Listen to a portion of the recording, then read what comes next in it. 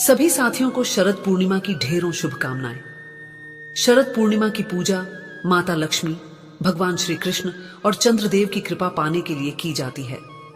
पूजा से धन, स्वास्थ्य, सुख, समृद्धि और भक्ति प्राप्त होती है। कथा सुनने से मनुष्य का आध्यात्मिक उत्थान और पुण्य लाभ होता है।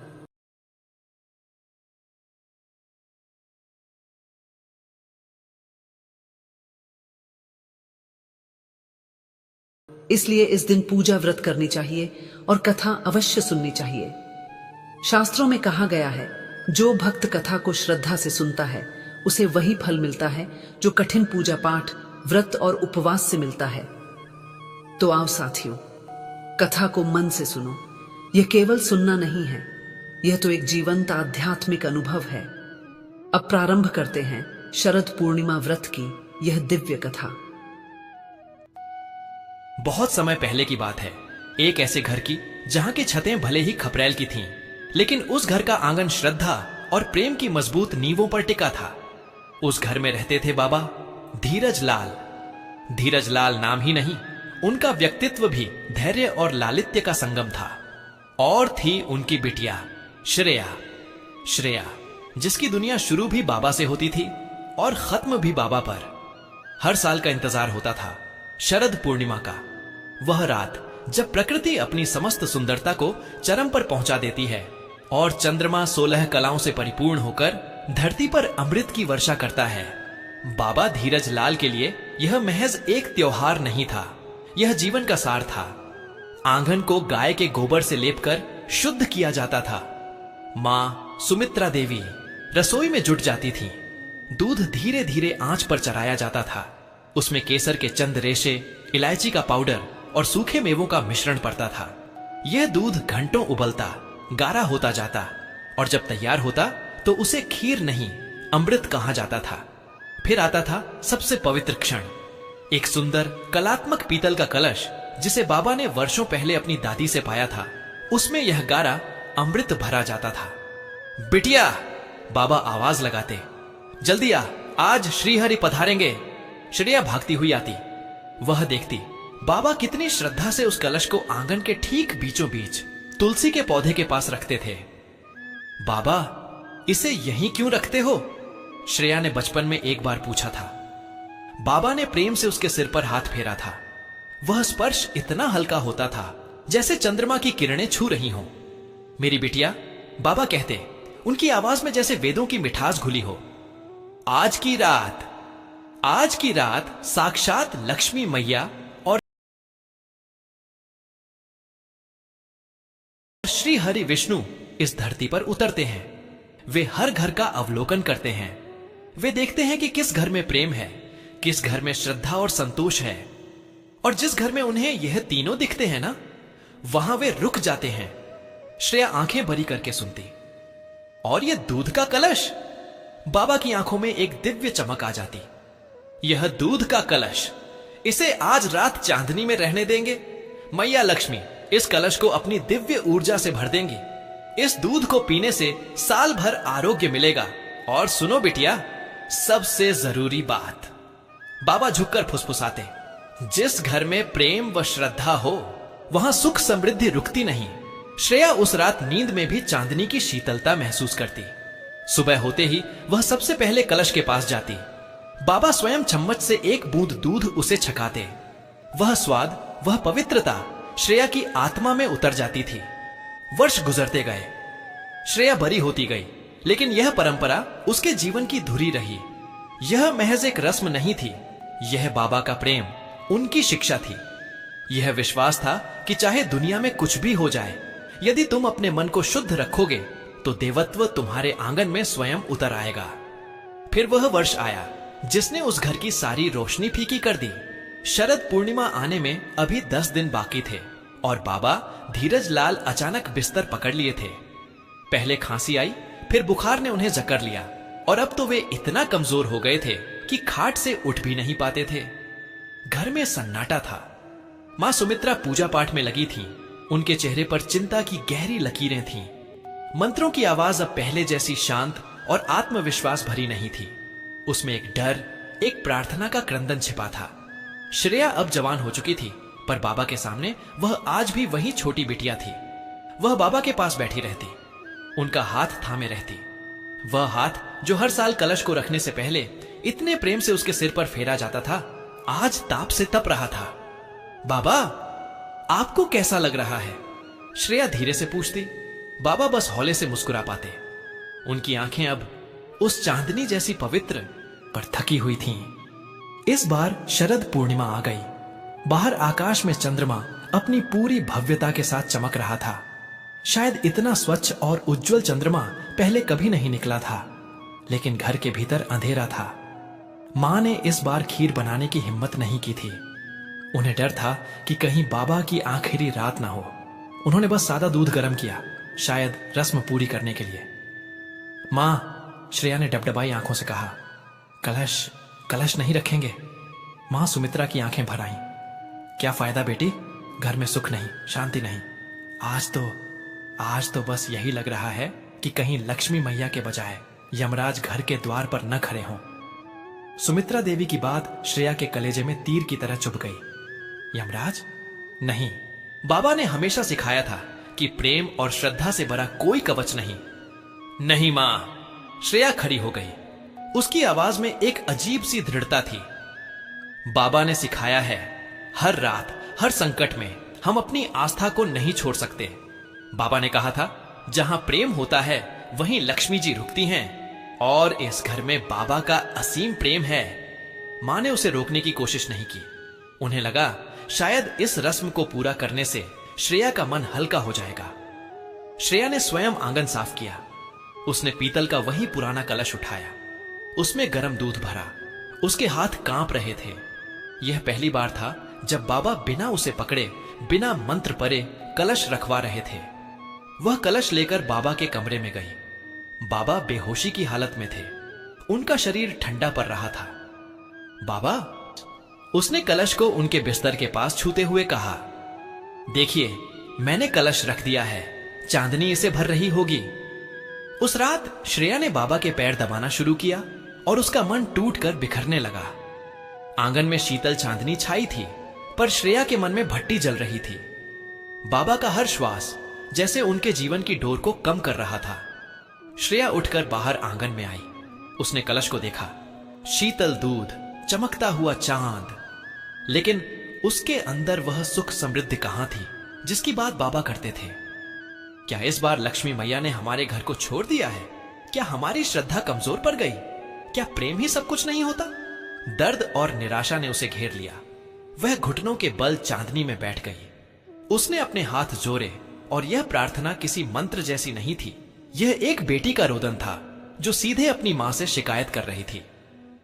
हे लक्ष्मी मां। उसकी आवाज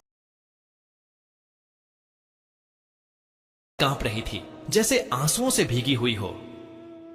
आपको बाबा ने हमेशा पूजनीय माना। उन्होंने सिखाया कि आप सिर्फ धन की देवी नहीं हो, आप घर की शांति हो, आप प्रेम की अधिष्ठात्री हो।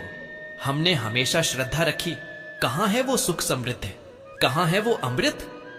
उसकी आंखें कलश पर थीं, पर उसकी दृष्टि उससे पार कहीं दूर चांद की ओर लगी थी। मां, आप आज इस घर में आई हो, मुझे पता है। श्री हरि भी आए होंगे, वह रूंधे गले से बोली। बाबा ने कहा था कि जहां प्रेम होता है वहां आप रुकती हो। देखिए, इस घर में बाबा से ज्यादा प्रेम कौन कर सकता है? ये परंपरा, ये कलश, सब तो उन्हीं का आशीर्वाद है। फिर उसका गला पूरी तरह से अवरुद्ध हो गया। उसके मन में एक ही भयानक चीखता हुआ डर था, उन्हें खो देने का डर। वह बिलख पड़ी। हे लक्ष्मी मां, मैं जानती हूं आप हर साल आती हैं। आप देखती हैं कि कौन सुखी है, कौन दुखी। आप सब कुछ दे सकती हैं और सब कुछ ले भी सकती हैं। श्रेया ने अपने माथे को जमीन पर टिका दिया।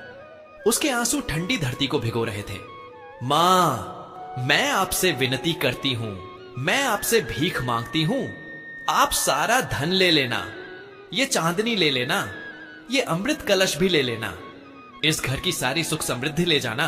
अगर वो किसी और को मिल सकती है तो दे देना। वह रुक गई। फिर एक चीख जैसी आवाज निकली जो उसके हृदय से निकली थी। बस मेरे बाबा को मत ले जाना।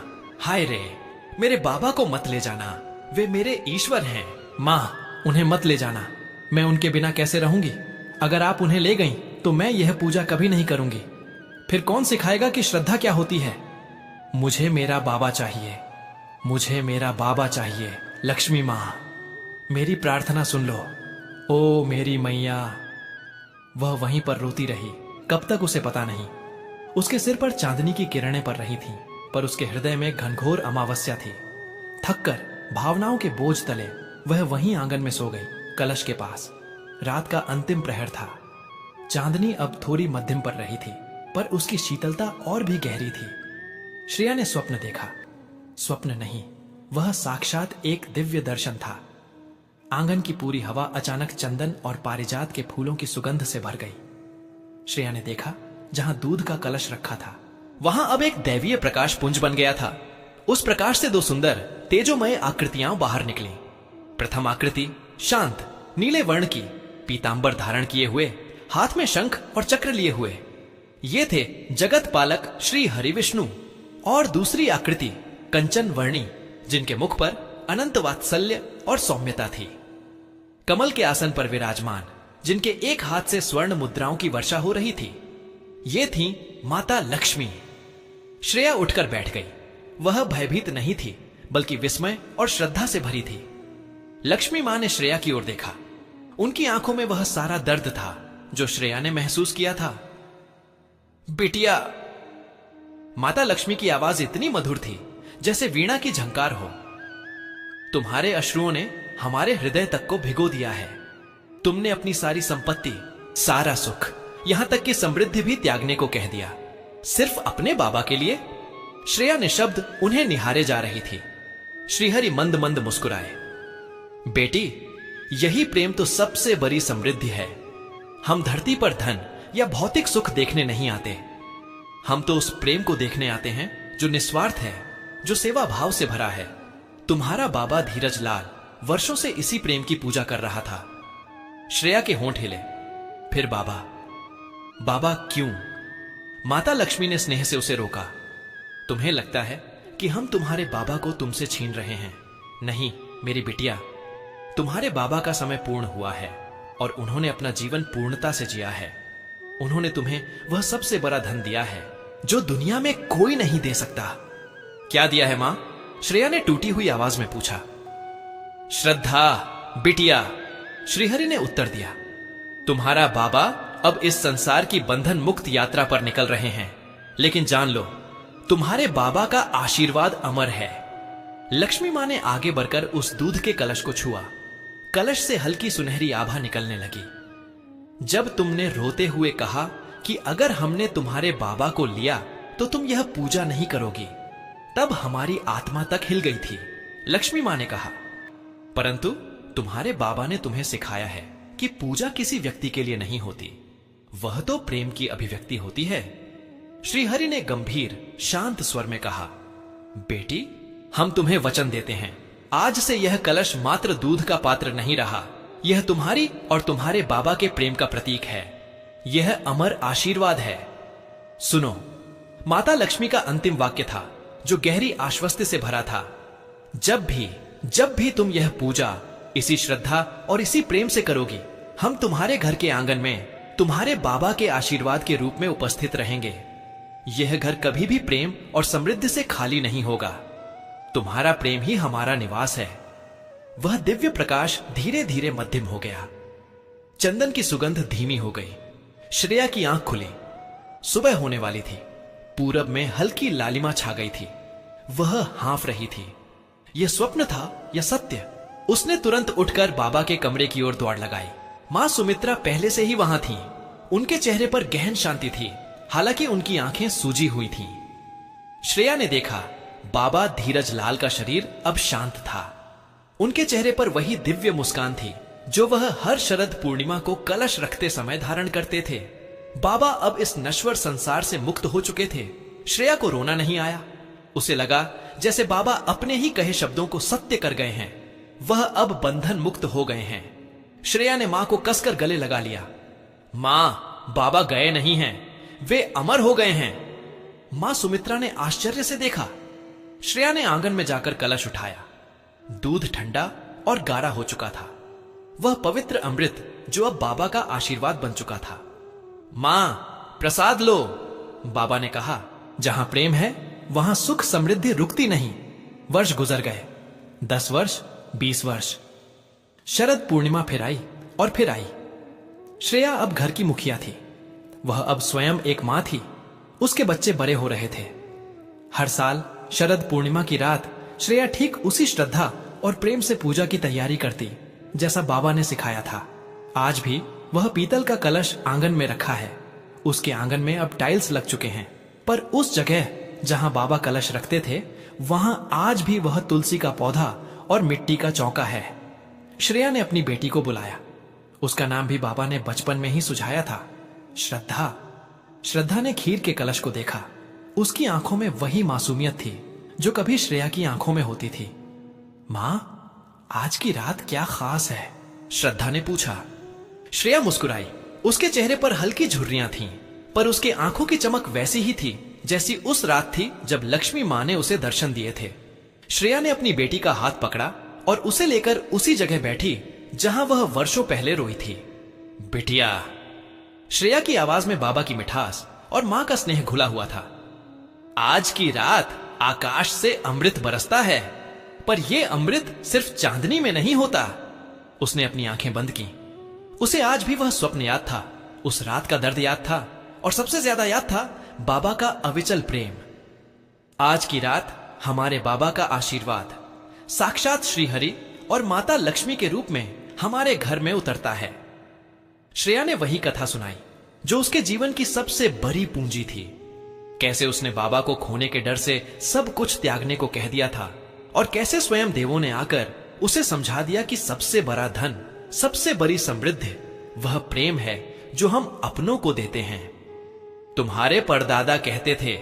श्रेया ने अपनी बेटी के माथे पर हाथ फेरा। जिस घर में प्रेम व श्रद्धा हो वहां सुख समृद्धि रुकती नहीं। श्रद्धा ने कलश को देखा। उसे दूध की शीतलता में उस रात की चांदनी और अपने परदादा का शांत प्रेम भरा मुख दिखाई दिया। यह घर आज भी समृद्ध था, धन धान्य से नहीं, बल्कि उस अटूट विश्वास से जो बाबा ने श्रेया को दिया था।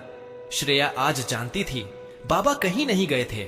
वे हर शरद पूर्णिमा की रात उस दूध के कलश में, उस शीतल चांदनी में और अपनी बेटी के हृदय में बसते थे।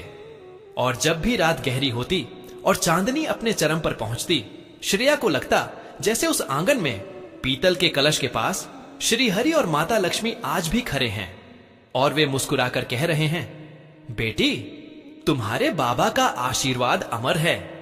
तुम जब भी यह पूजा करोगी हम तुम्हारे घर रहेंगे, हमेशा हमेशा। प्रिय साथियों, इस वीडियो में शरद पूर्णिमा की पावन व्रत कथा यहीं पर समापन होती है। हम कामना करते हैं कि भगवान श्री हरि और मां लक्ष्मी की कृपा आप सभी पर बनी रहे। आपके जीवन में सदैव सुख, शांति, समृद्धि और सकारात्मक ऊर्जा का संचार होती रहे। यह विशेष दिन न केवल भक्ति भाव से भर देती है, बल्कि हमारे जीवन में एकता, प्रेम और आस्था का संदेश भी लेकर आता है। शरद पूर्णिमा की व्रत कथा को सुनने के लिए हृदय से धन्यवाद। कृपया अपने विचार और अनुभव कमेंट्स में अवश्य साझा करें और जय मां लक्ष्मी लिखना न भूलें। आपके द्वारा किए गए कमेंट्स न केवल आपको प्रेरित करेंगे, बल्कि अन्य दर्शकों के लिए भी भक्ति और श्रद्धा का स्रोत बनेंगे। जय मां लक्ष्मी।